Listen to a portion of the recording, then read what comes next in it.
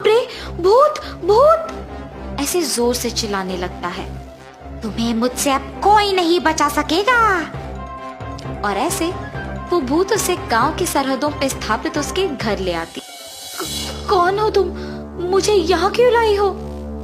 तुम्हें नहीं पता कि मैं कौन हूँ? तुम्हारे आलस ही मेरे मौत का कारण है। उस दिन मैं बीमार होने के कारण बीच रास्ते में पड़ी हुई थी और तुमने मुझे देखकर लापरवाह से मुझे वैसे ही वहां छोड़कर चले गए। अगर तुम मुझे उस दिन अस्पताल लेकर गए होते तो आज मैं जिंदा होती। मुझे नहीं पता था कि तुम मर गए। अगर मुझे पहले पता होता तो मैं तुम्हें ऐसे नहीं छोड़ता। उस दिन के लिए मैं अब बदला लूंगी। अब से हर रोज तुम मेरे लिए खाना बनाओगे और मेरे सारे काम करोगे। मैं अपने खुद के घर में ही काम नहीं करता हूँ, मेरे ही काम मेरी बीवी करती है। और तुम कह रही हो कि मैं तुम्हारे सारे काम करूं? मैं नहीं करूंगा। उसकी बातें सुनकर भूत को बहुत गुस्सा आता और वो उसका गला जोर से पकड़ लेती है। अगर तुमने मेरे काम सारे ढंग से नहीं किया और मेरे लिए खाना नहीं बनाया तो तुम मेरे खाना बन जाओगे। मुझे छोड़ दो, कृपया मुझे कुछ मत करो, मैं तुम्हारा कहाँ मानूंगा। और ऐसे कहने पर वो उसे छोड़ देती है।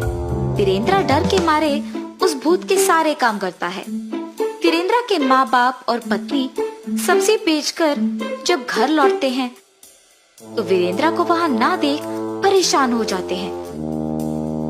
वीरेंद्र, वीरेंद्र, हर रोज तो इस समय में यही सोते रहता है, आज न जाने कहाँ गया।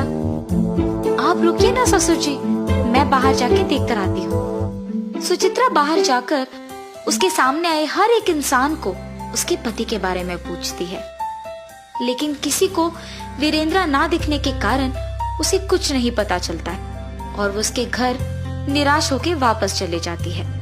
ऐसे ही बहुत दिन गुजर जाते हैं। एक दिन सुचित्रा को एक आदमी मिलता है। सुनिए, क्या आपने मेरे पति को कहीं देखा है?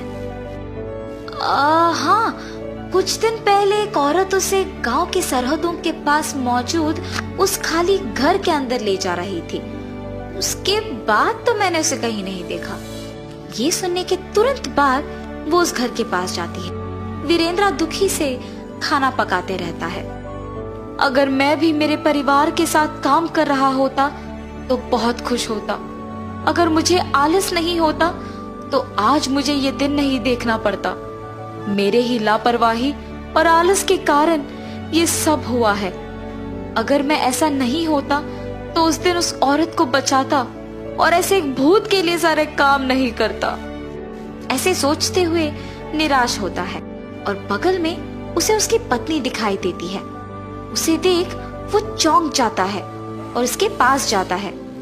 सुचित्रा, तुम यहाँ क्यों आई?